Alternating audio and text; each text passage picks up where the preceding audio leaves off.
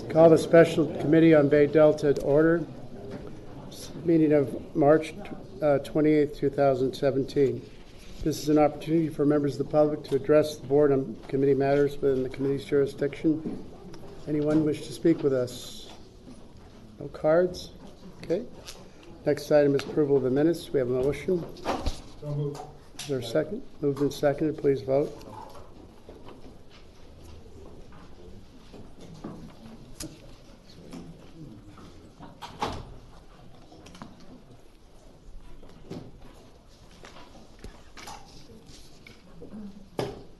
Item passes unanimously. Next item is committee items. Steve Arakawa, update on Cal Water Fix.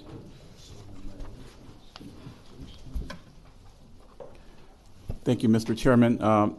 Members of the committee, today on this item, I'm going to update you on Cal Water Fix, but mainly focus on how our thinking is going regarding information coming to your board for consideration and further deliberation regarding Cal Water Fix as we approach some key decisions in 2017.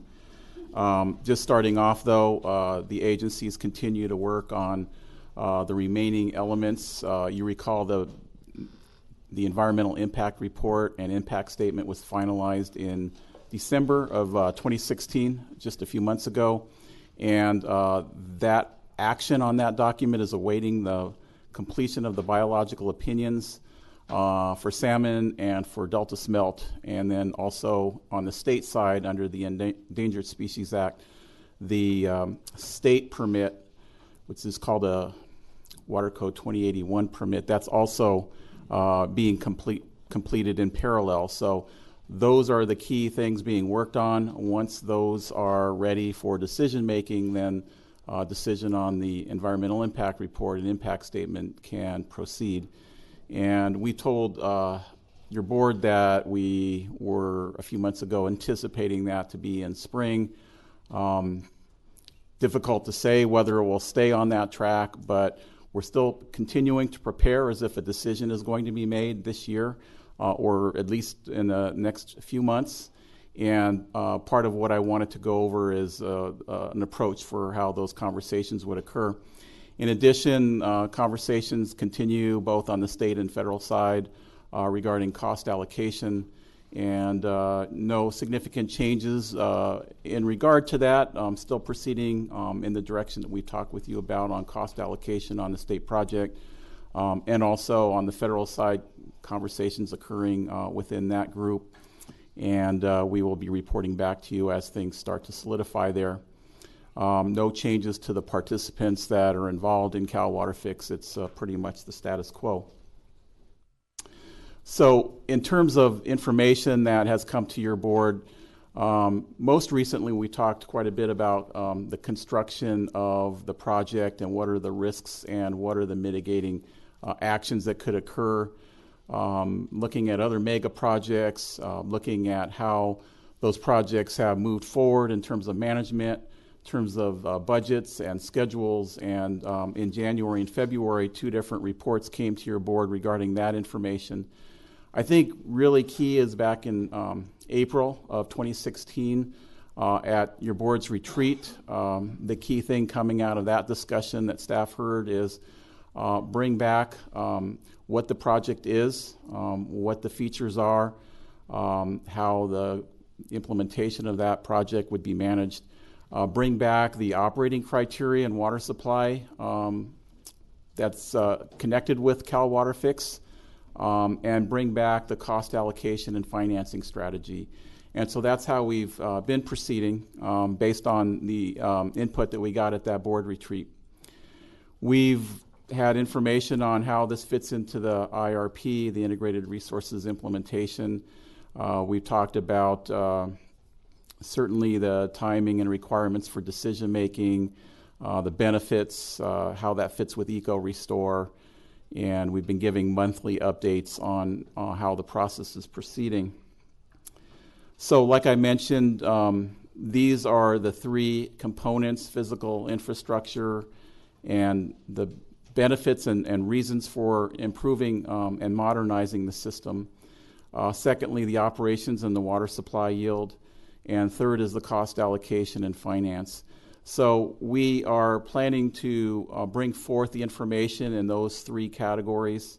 We're planning to develop white papers in the context of policy papers that help the board in deliberation over each of these areas, and that would help for collective discussion and deliberation in a board workshop format regarding the policies, the risks, and the benefits to Metropolitan, and all of that leading to the ability for the board to make a decision, and in a time frame where there is continuing interaction between you and your agencies and your regions, so that they are certainly familiar with the direction that's moving forward.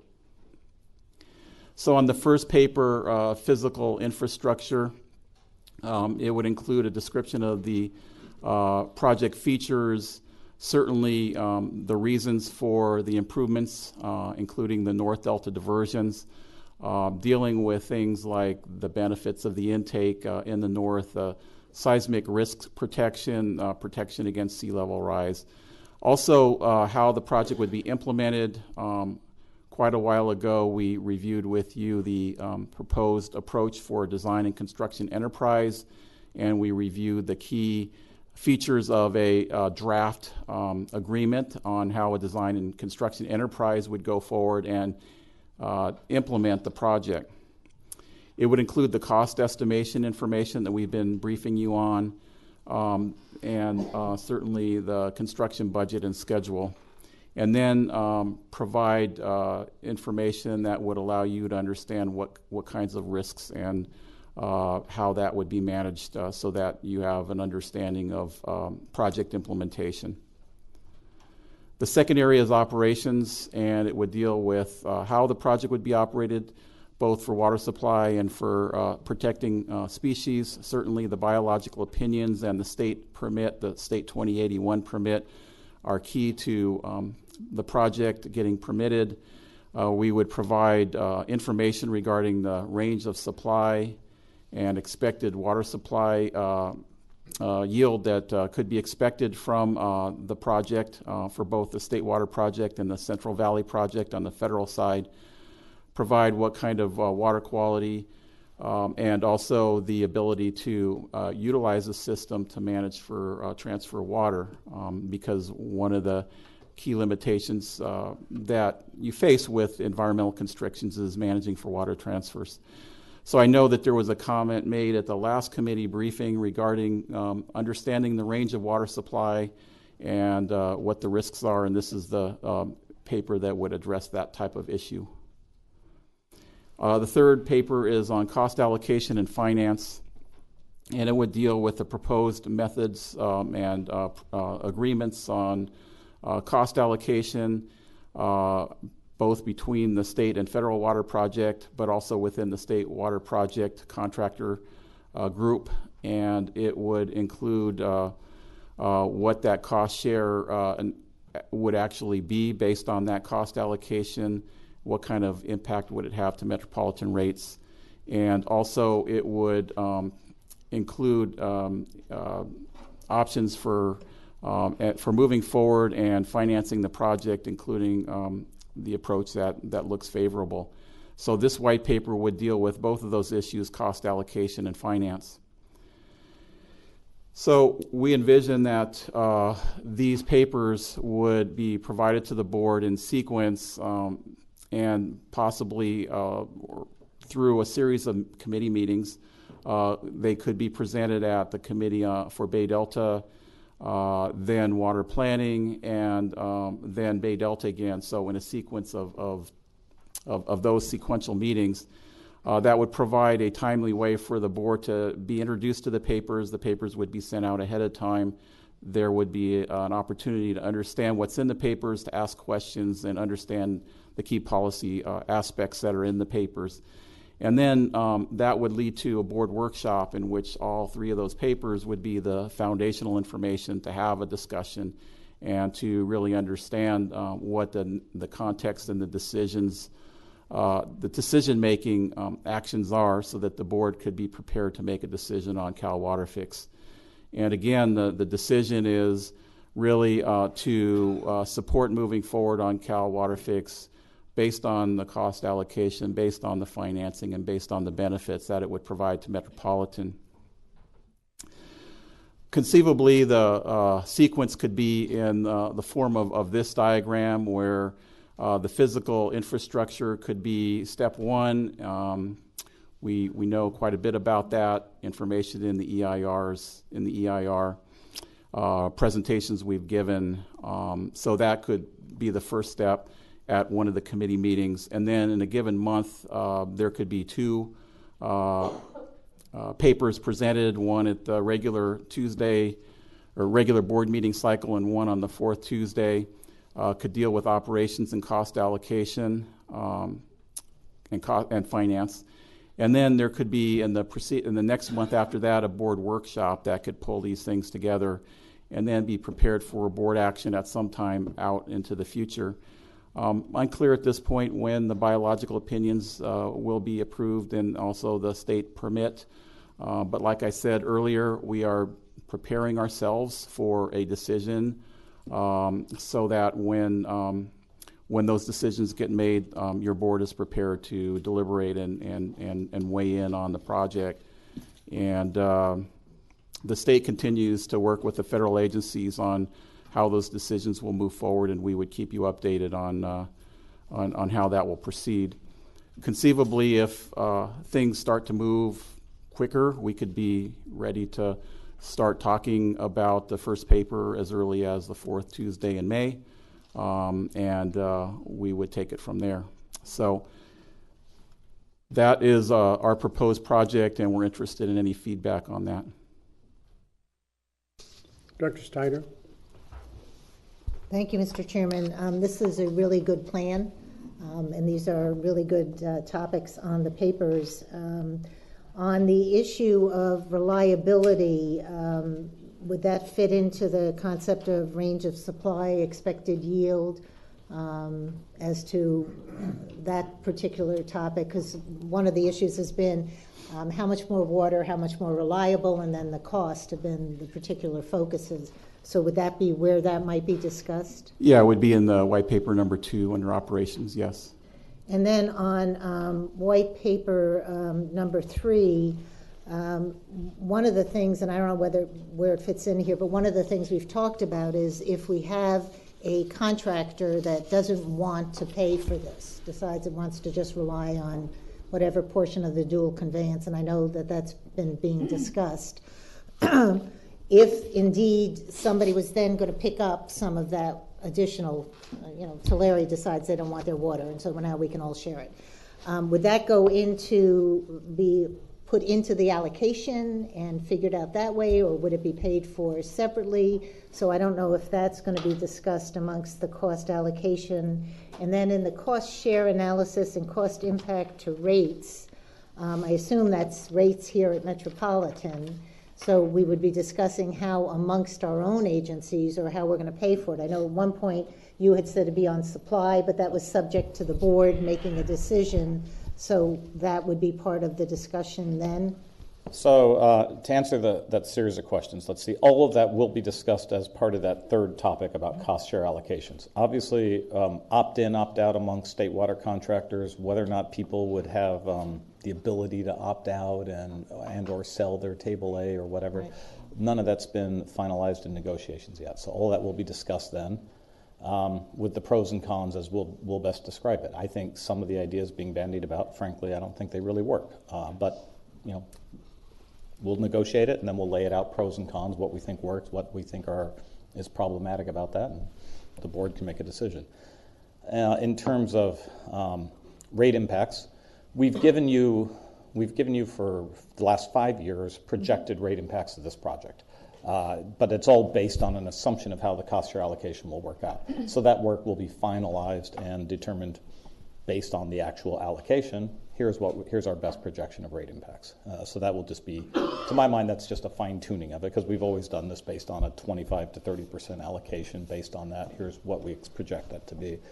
And that would just be finalized based on what comes out of that negotiation. And then the third question you raised is How would we pay for it within the Met family? Right now, what staff is doing is assuming that it does, like everything else we do, it's spread across every acre foot evenly, and it's no one has a take or pay contract. No one is committing to a share of it. It's just whatever water you buy from Metropolitan, it'll be layered in on that cost. It's how we've done all our costs historically. That's how we're going to analyze this and bring that forward. And if the board directs staff to go come up with new methodologies, new ways of paying for specific projects, then we'll do that. But absent that direction, we're just going to do it the traditional how Met pays for it and show you what those impacts are, and then the board can debate that. And will we be using something other than the $2014 that we've been using so far? We'll update everything when we get there, but the reality is it doesn't really change anything. We've been updating it as we go along, but it makes essentially no impact at this point. A couple of years, and CIP hasn't made any real impact. I'll pass now. Director McKinney. Thank you, Mr. Chairman. 1 point and 1 question. 1 point is, for myself, the one person I am on the committee, I'm very much in support of what the general manager just described about internal cost allocation. I think that we've got a rate structure that works, and it's a postage stamp rate, and we've always used that, and I'm very much in support of that. Question I have for you, Steve, is we've, and this is about the white paper number 1, we've concentrated a lot, justifiably so, on the tunnels part of this, but does the infrastructure of the project also include surface improvements that are part of the dual conveyance? Yes, that would be part of the paper. Okay, so it is going to be addressed in there? Yes. Okay, thank you. Director Steiner. Is it still thought that the final vote might be October? I know that was at one point we were talking about October. Well, and so Understanding it may move faster or slower. I understand it, yeah. So we laid it out for you what that does without dates, and then Steve put a straw man out there that said we could begin this approach and start laying it out in May. What we don't want to do is not have things finalized, bring forward a lot of information, and then have it sit for 3-4 months while things are still being debated between the Brown and the Trump administration, and then have 3-4 months off and then say, remember all that information, let's go back and redo it all. So we intend to kind of kick off this analysis. I think it's about a 6 to 8 week period of board meetings, workshops, et cetera, when we get some true meeting of the minds of the Brown and Trump administration. This could be as soon as May, and which would lead to decision point by this board, I'd say late summer. It could be anytime thereafter. And that's right. And it could be at some point thereafter, and it could be October, it could be whenever. But we'll keep you updated, but we don't want to do this process hodgepodge and then kind of go, remember those 2 white papers, here's the 3rd one. So we intend to do it in one 6 to 8 week intense period when we have that meeting of the minds. Okay, Steve, you're still up for the next 2 items. So, thank you. Update on Delta Stewardship Council activities.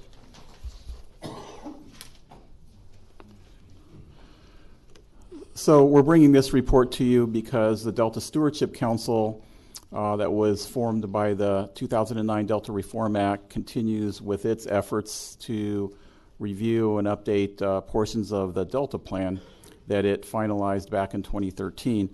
So I thought it would be an opportunity to go through and refresh what the Delta Stewardship Council does, who it is, what types of actions are they focused on right now, and how Metropolitan is plugged in.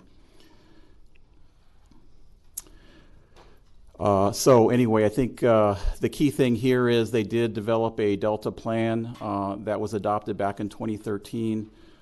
They are in the process of considering Delta plan amendments in the areas of Delta levy investment strategy, and we've identified that as a key thing in previous updates to you in terms of how state monies would be utilized in the Delta for Delta levies. They are working on recommendations or statements regarding conveyance, storage, and operations that would go into their Delta plan, and then also they're refining and updating their performance measures. So we wanted to give you a flavor for that. The Delta Stewardship Council itself has continue to change. So the members that were in the early part of their existence, a lot of them have moved on. There are a couple that are still on the council. Randy Fiorini, who is now the chair, he's been on since the beginning. And then Patrick Johnson from Stockton, he's also still on. And Randy Fiorini is a farmer from the Tulare area, has been involved in water issues for a lot of his, a lot of the last several years, and has been involved in Aqua. Patrick Johnson is a previous state legislator going way back into the 80s, has got a lot of experience on Delta-related areas, including Delta levies, because he was involved in Delta levy legislation back in the 1980s. Other members that have come onto the council include Susan Tatayan, vice chair, and she has a background in environmental issues and restoration and has been with the Nature Conservancy.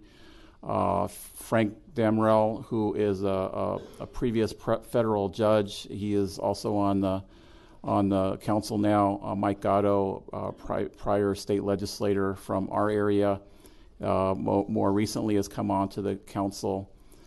Skip Thompson from the Delta area, he's a county supervisor up in Yolo County, and he is representing the Delta Protection Commission, which is also an entity formed by the Delta Reform Act. He is representing that Delta Protection Commission on this council. And then Ken Weinberg, who is from our area and spent much of his professional career down at San Diego County Water Authority. He's also on the council. So this is the council today, and just to give you a recap, they adopted a Delta plan in 2013. That plan included policies and recommendations in the areas that are shown on the slide here: science and adaptive management, governance, water supply reliability, et cetera, and recognizing that the state's policy is to promote the co-equal goals of water supply reliability and ecosystem restoration. And so that's the underlying context for which all of the Delta Stewardship Council activities proceed, is to try to help meet and contribute towards these co-equal goals. So the Delta plan has had some changes since that first adoption. There were some performance measures that got refined back in early 2016. There were some policies that were modified regarding water single-year water transfers, which allowed for single-year water transfers to proceed without having to go to the council for what's called a consistency determination. So the Delta plan in the Stewardship Council's activity in managing the Delta plan is to make sure that all of the various agencies and all of the actions kind of move towards meeting this overall vision for the Delta, including the policies and recommendations that are in the Delta plan. And one of those areas was single-year transfers would be an action of you would go to the council and say this single-year transfer is consistent with the Delta plan. And since that time, they've refined that to say single-year transfers can move forward without having to go through that step. They also, as I said, refine their performance measures. They continue to evaluate data and information and studies and update their performance measures. And those performance measures are the way in which the council determines whether the Delta plan is having its intended effect, whether it's moving in the right direction. Currently under development, and where our focus is on the Delta levy investment strategy. How does the state expand its resources in terms of Delta levies and Delta protection? The council has also been focused on conveyance, storage, and operations criteria, and they've also looked at some further refinements in performance measures. And much of my remarks today is going to focus on the first two bullets. The last bullet is really something that goes along with any further updates. It's just the way that they describe the performance based on updated information. But first, starting with the Delta levy investment strategy, One of the key things that was in the Delta Reform Act was charging the Stewardship Council to develop a Delta levy investment strategy and risk reduction strategy, and to attempt to reduce the risks to people, property, and state interests in the Delta. And that references, the areas of effective emergency preparedness, appropriate land uses given the topography and features that are in the Delta, and assuring that there are strategic levy and investments, and that the council be charged with recommending priorities for state investment to look out for the state's interests in Delta levy operation, maintenance, and improvements. And so that's what the council and its staff has been involved in for quite a while now. And we've been tracking that and working with the other state water contractors regarding those amendments. So the existing draft of the Delta levy investment strategy, the document went through a number of drafts. Comments were made, and I'll talk about some of those comments. But the council is at a point where they've now adopted the approach for the levy investment strategy to provide an overall an overview of flood risks in the Delta, to deal with current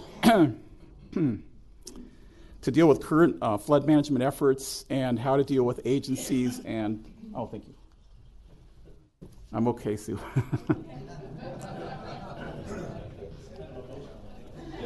Yeah. This is very exciting stuff to me. No, seriously, it is probably one of the core things in dealing with the Delta. As you can imagine, the Delta area has these levees that are very important to the economy of the Delta. It's important to our water supply. It's important to the ecosystem.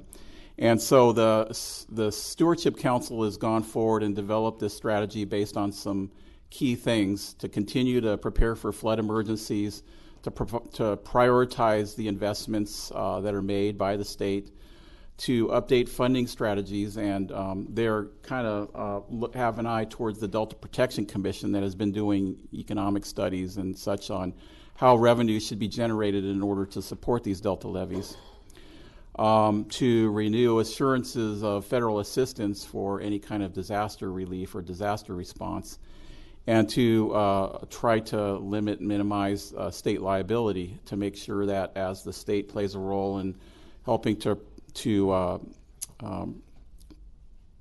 protect this area through its investments and the state's interest, that it's also not exposing itself unduly to any kind of liability.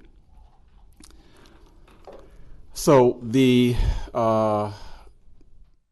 comments have gone to the council for a number of months. We've been involved in comments from the state water contractors. I think there's at least 3 comment letters that the contractors have provided. There's been other meetings that the contractors have had with the council staff and its consultant. And it's been focused on a few key areas to make sure that when identifying the beneficiaries in terms of understanding where the revenue should come from, to be pointing to the model that was defined in the CalFed days when the state and federal government was looking to do to improve the overall Delta situation, that benefits would be measured based on added value. So if you are looking to be a revenue source, that there is an added benefit, an added value to being a part of that revenue source, and so it's not just being assessed or taxed or whatever. It's actually based on a beneficiaries pays principle, and as you can well imagine, beneficiaries pays principle is not a controversial term until you kind of get into the details on how you define it, and the contractors have been commenting on how they see the beneficiary pays working. Also, an area of comment has been how the Stewardship Council and its levy investment strategy, its prioritization would work with DWR, the Department of Water Resources, and how DWR spends state funds. They are the ones that actually implement levee maintenance and improvement projects. And our comment is to make sure that that stays coordinated on a regular basis and that there's an annual opportunity, check-in, reporting on how the priorities and the funding for levee improvements and levee maintenance align with each other. And then the last area is that there's been some consideration of whether the state's support should actually increase in the future, and that the state water contractor's comment in that regard is that the existing cost sharing is what should continue on, and that is currently there's a 75% cost share that is supposed to sunset in 2018, and the contractors are weighing in saying that should continue to happen and it should go back to the normal 50% cost share from the state in terms of maintenance and levee subventions. So that's the first area of focus is Delta Levee Investment Strategy. It's really a key area of focus and importance. It's a key part of what the Delta Stewardship Council's charge was. The second is conveyance, storage, and operations. And here I think it's important to remember when the Stewardship Council adopted its Delta plan and when the legislation occurred back in 2009, it was envisioned that there would be a Bay Delta conservation plan for the Delta that included water conveyance and habitat restoration.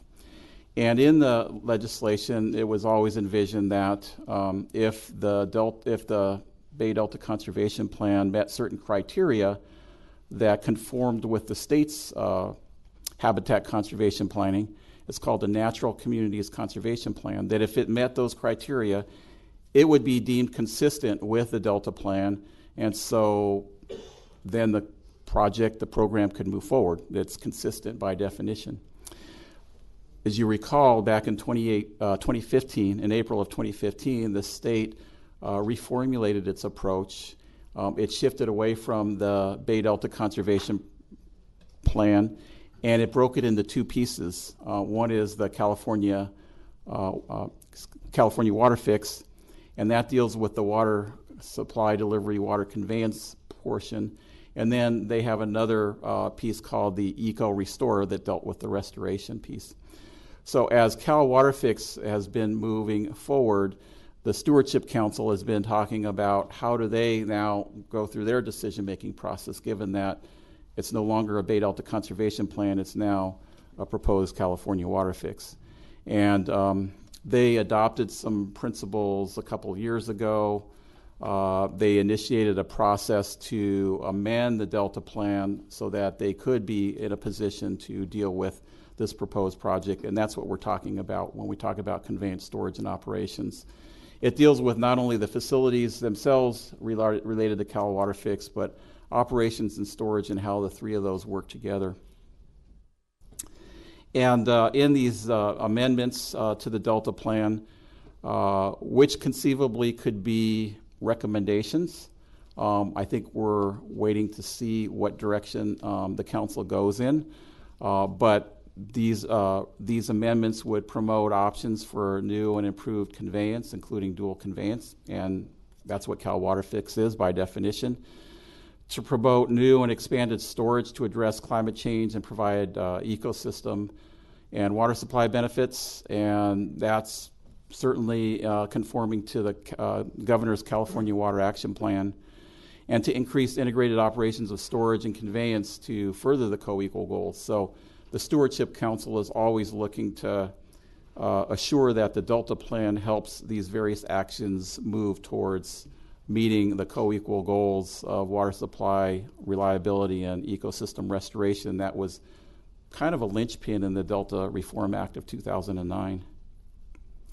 So the contractors have commented on this piece as well. Certainly there's a strong interest from the state water contractors on this. And one of the key things that the contractors continue to weigh in on is the council's policy on reduced reliance and how proposed actions would be considered as they go to the council in the context of reduced reliance. And in the legislation, it refers to reduced reliance. And through the life of the Delta Plan, there's been comments back and forth from various parties on what does reduced reliance really mean. And as the Delta Plan got finalized, there was a view by many water users that it seemed to be moving towards you have to reduce your take from the Delta out over time. And there were others that argued that the definition that was included in the legislation meant that out into the future, through your investments in conservation, local water supply, including recycled water, and other types of supply management actions that could occur locally, you're reducing your reliance on the Delta out into the future, going into the Delta, or into the future that it would otherwise be if those investments didn't occur. And so the contractors continue to utilize the opportunity to weigh in on that issue. And the contractor family, different water contractors have different water supply sources, and many of them manage water for groundwater recharge, and they are looking to utilize their water supply from the State Water Project contract, and so there was an interest from the contractors to comment on that area. The other is that these statements should be considered as recommendations from in the Delta Plan rather than regulatory policies. And that's kind of a common theme that's occurred since the Delta Plan was developed and implemented.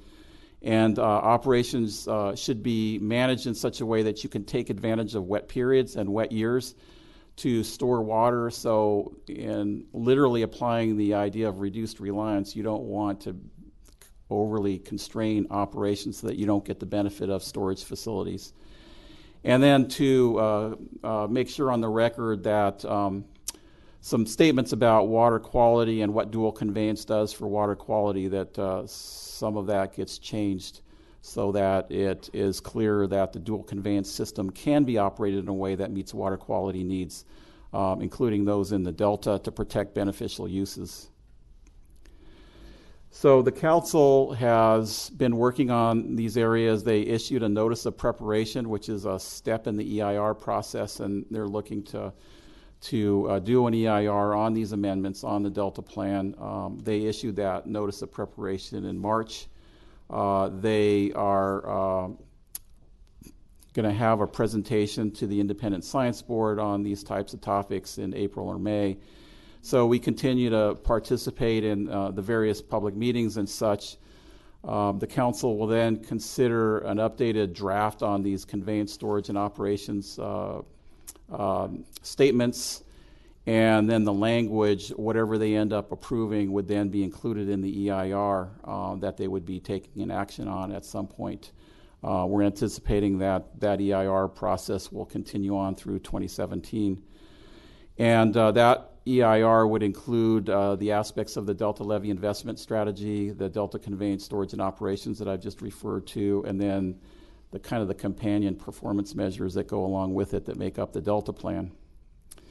So we continue to work with the contractors. We continue to attend the meetings and to comment when our interests are involved, and we plan on keeping you updated on where things are and what the outcomes are.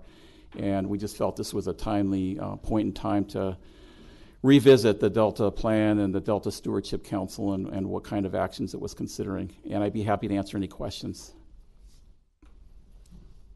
Any questions of Steve? Director Murray? Thank you, Mr. Chair. Steve, with regard to the cost share, you said that the provision for the 50% share sunsets in 2018. Is that correct? Yes. Is there... July of 2018. I'm sorry, I didn't... July of 2018. Okay. Is there anything that you see at this point that would indicate that that provision is not going to be renewed or extended? I think that there would need to be some kind of action to remove that sunset, and so that's what the comments are related to. There's been legislation in the past looking at that kind of cost sharing that would continue on beyond 2018. Conceivably, that could occur again. So we're in the new legislative year, so that could pop up again. There could be something written into the Delta plan that says that they should go towards staying at 75%, and that's what we've commented on, that we believe it should stay at 50% and past that sunset date. Okay, so what I think I don't hear you saying is that at this point, there is certainty in this. There are things that can be done, but at this point, that's not a certainty. Is that correct? Yeah, so last year, like I said, there was legislation and it didn't pass, and the same thing could happen this year. And I guess this is a broader question maybe to Met, if in fact any one of those actions, legislative or otherwise, is not adopted, what's Met's plan? So we have, there has been legislative proposals as well as administrative proposals, primarily by folks in the Delta seeking 75% state share, sometimes up to 90% state share. We've opposed that. We think something like 50-50 between the locals and the state is a reasonable policy approach. So despite the fact that we are now a landowner, we have stuck with that position and advocated for that. And so we intend to continue doing that. My guess is something will occur in the legislature in 2018. Knowing the Brown administration, they won't be looking too fondly on something above a 50-50 cost share. True. So my guess is we'll see some legislation on that, and there'll be some proposals to make it higher and some to make it lower, and we'll bring that back to the board when we actually get some legislative proposals. But what we have historically advocated is that a 50-50 cost share seems fair, and that's what we would continue to do absent some change in direction. Director Steiner? Thank you. On the expanded storage, are they still looking just at sites and temperance, or are they looking beyond that? Yeah, I think the Stewardship Council is looking broadly at storage and the value and benefit of storage, and how storage along with Delta operations could work together, and along with conjunctive use of groundwater. So they're not focused on any one reservoir, but certainly, there's a lot of organized effort regarding sites and trying to move the plans forward for sites reservoir, but there are other parties that are looking for other opportunities as well. And then going into the beneficiary pay aspect, would that be also tied into the concept of expanded storage? So one thing I would point out, I think most of the work on what the Stewardship Council is looking at in terms of storage is more operational, just sort of what more flows can mean at certain times of the year, as opposed to projects and who pays. The California Water Commission is actually taking up more specifics as project by project, who benefits, who pays. That helps. They're getting into that sort of detail, and that's where that goes. And these guys are looking at just, if you had a block of water, how operationally could it achieve certain fish benefits, et cetera. That helps, that clarification. I appreciate it. Sure. Director Morris? Thank you, Mr. Chairman. What has transpired with the litigation that was initiated with the adoption of the Delta plan? So the litigation is on appeal. There's been reports to our legal committee, and we expect that would continue on, but it's in the appeal process. Okay. All of them? Yeah, they've all been consolidated. So all of those cases were consolidated into one. Just one other comment for you, Steve, is, and I appreciate you're trying to come up with new acronyms for like conservation, storage, operations, but for some of us in the industry, that's a combined sewer overflow. Yeah, I don't think that's good what we're looking point. for. Thanks. Okay, seeing the other hands, Steve, stay up here. Next item is Bay Delta Manager's Report. Roger is in Washington, so Steve will give the report. Okay, so yeah, I'm reporting on a few areas, two key areas. One is ACWA, Association of California Water Agencies, and a policy that they adopted related to the State Water Board's process on flows in Delta. So I'm going to talk a little bit about that. And then I want to talk about Delta operations, what's just occurring out there in terms of flows and exports and such. And in this committee, we've provided reports in the past about not only the State Water Board's process for looking at the Cal Water Fix and the new intakes, but we've also talked about the State Water Board's ongoing role, responsibility, and jurisdiction over updating the standards in the Delta, the standards for water quality that are part of the Water Quality Control Plan. And all of that kind of ties to the Federal Clean Water Act, so the State Water Board is the entity that has been delegated authority to comply, and they continue to assert their responsibility through updates to what's called the Water Quality Control Plan for the Bay Delta. And so at the same time they're dealing with Cal Water Fix, they're kind of in a process to update the Water Quality Control Plan. And what we've communicated to you both orally in presentations and also in our board reports is that they're proceeding in a process with setting flow requirements in the Delta, and they've got two different phases. One is on the San Joaquin River, and the other is on the remaining part of the Delta, so everything else that's coming into the Delta and flowing out of the Delta. And one of the key areas of focus has been, should the flows that they develop for standards in the Delta be based on this term called unimpaired flow. Unimpaired flow is, just look at it this way, if you took the system today, the watershed with all of the channels and the Delta the way it is today, and you just basically got rid of the storage reservoirs and you just allowed the water to flow, what's the accounting of that water? How much water flows through that system? So that's a way of thinking of unimpaired flow. It's kind of an accounting mechanism to say, this is how much water in a wet year, a dry year, a below normal year, etc. It doesn't really reflect, would the water have moved out into the flood basins, what would happen in more natural conditions, what's good for the ecosystem. And there's where our kind of interests lie, is we've argued that just setting flows based on this water accounting doesn't mean that it's going to have a benefit for fisheries. In fact, there really ought to be focus on what functional flows are necessary for fish protection, how much habitat, how much water, what's the timing of that. And so that has been kind of the focus. And for those of you that have been around for a couple of years anyway, we've had Dr. Paul Hutton, who had been with Metropolitan staff, review with you his analysis, working with other parties on what unimpaired flow is versus what natural flow is, to try to distinguish the two, so that as we go forward and do restoration and set standards for the Delta, that we don't confuse those two terms. But certainly as the State Water Board is proposed to go forward and set flows, they've used unimpaired flow, percentage of unimpaired flow, as the mechanism, and they did that on the San Joaquin phase and got a lot of attention from the San Joaquin users, the tributary users upstream. And they also have indicated the same kind of approach for the remaining part of the Delta. And so that's, we have an interest in all of that. So the Aqua put out a policy that, and this is, the membership includes upstream users and export users. They put out a policy, and the policy is at your place. And it really goes at some key things. One is that when we go forward to identify regulations and standards that are necessary for the Delta, it ought to be done in a comprehensive way, that we ought to be looking at a variety of things that need to be addressed rather than just single-dimensional flows.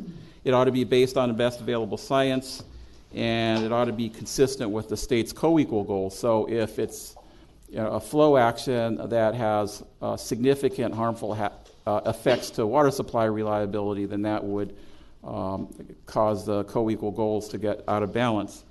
And then I think also with the governor's recent direction to address State Water Board requirements through an opportunity to try to reach settlement agreements, to try to reach mutually beneficial voluntary agreements as to how the flows would be met, how the Delta would be protected, what other kinds of actions could be possible to help protect the Delta, that ought to be considered in the process. So it went through and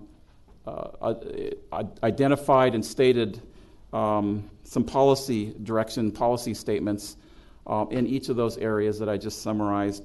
They released that in mid-March, and I think for us, we intend to come back to your committee to give you a fuller, detailed report on the State Water Board issue and how those issues are proceeding and how this policy that's being expressed in this document relates to Metropolitan and what we might want to do in the future. So today was just to get you up to date on what this aqua policy statement is and to get it in your hands and to talk about some follow-up in the future.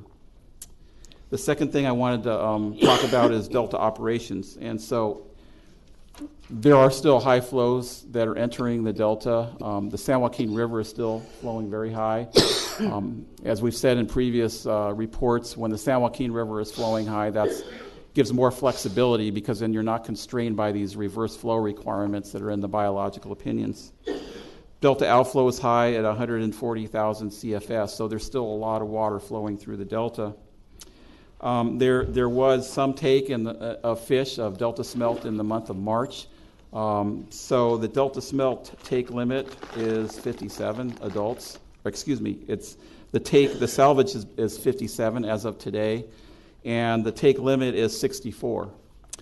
But we're getting to the point where the adult stage is kind of wrapping up. Most of the adults have spawned in the Delta. We expect that we're moving from a period of adult spawning to now Delta smelt larvae being in the system. So we think that there's going to be less and less adult Delta smelt in the area of the pumps.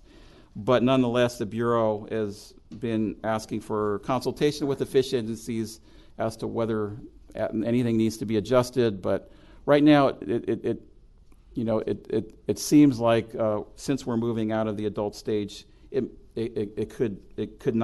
may not be a big problem. The other thing that's been going on, in addition to just the operations for Delta smelt and the flows and such, is Clifton Court Forebay. Clifton Court Forebay, in early March, DWR identified a problem on the inside portion of the intake facilities where the water goes through the gates and it flows over this concrete apron. And on a portion of that concrete apron, they found that there was some cracking of the concrete and some settlement of that structure. And so they identified a need to do something about it, to repair it. And so they're in the process of moving forward with those repairs.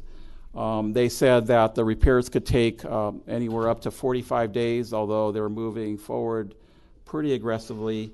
The hope is maybe they can finish that off in less than that time, than 40 days, 45 days. But water is not moving through Banks Pumping Plant as a result of that. They're going to be doing the improvements without having to drain and build cofferdams, so they've come up with a strategy to try to do it in an efficient way without having to do too much delay and do too much work. But at the same time that's going on, there's an opportunity to use the federal Jones Pumping Plant, and there's a portion of the water that's going through Jones Pumping Plant right now is State Water Project water, so that's how things are being operated today. It's staff's view, and we've been consulting with DWR, that this should not have any impact to our allocation for this year. There has been unscheduled water that shows up in the Delta that we've taken as what's called Article 21 water, and a number of agencies have taken advantage of that this year. A portion of that water is what we would probably be impacted by as a result of this. But in terms of overall allocation, there should be no impacts to our water supply on our allocation. And those are two areas that I wanted to bring you up to speed on. I'd be happy to answer any questions. Director Steiner? I'm sorry. I just wanted Steve to perhaps you make one more point since we have Jennifer here. Maybe talk about the Bay Delta Initiative staffing team. Oh, yes, thanks. Some of you may recall that Brenda Berman was on Bay Delta staff a year and a half ago. She went on to do other things, and we had a position We have a need for somebody that helps with kind of the strategic water supply planning for the Delta, that deals with areas of dealing with the State Water Board and regulations and the Coordinated Operations Agreement and things like that. So Jennifer was selected as the person through our process, and she joins us this week, and I'm very happy to have her.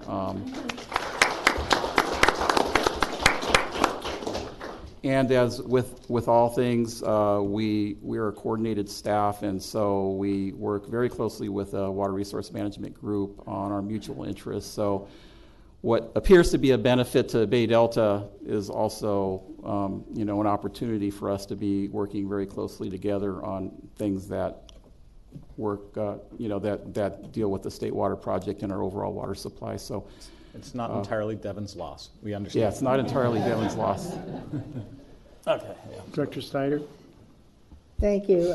Jeff or Steve, in Roger's absence, as you know, I have a standard question. So I think we're at 55-45, and that's set on the federal and state, and the state talks are moving along, and all these issues, including the dual conveyance and someone who decides they don't want to pay, and all of those issues are continuing to be discussed. Correct. And nothing finalized in any of that right now. Right. Timing still about the same then? Timing's still about the same. I think people are really trying to get a handle on where the biological opinions are coming out, and then they'll probably get back to work on finalizing those issues.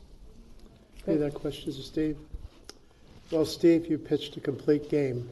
Oh, thank you. A shutout. We have no follow-up items. Are there any future agenda items? Anyone? For sure.